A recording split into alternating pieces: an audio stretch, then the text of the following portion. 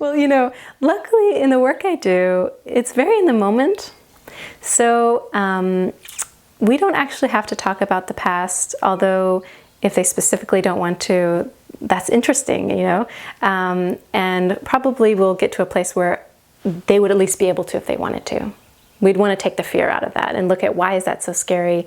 What prep would they need so it wouldn't be so scary? Because if you're living from a place of any kind of, that's like a sign that something's not going right inside if you can't think about your whole story, But rather than attacking it like, well, we need to, it's like, okay, well then what is that about? And how are you now?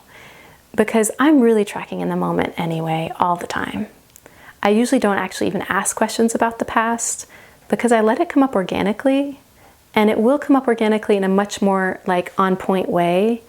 Like if we're with something and then suddenly an image of like the mom's face comes, like that's more like if we go in that moment, it's more like fresh and alive, and like we can trust that it's applicable. Whereas if I just ask and they're disconnected and they're just telling a story.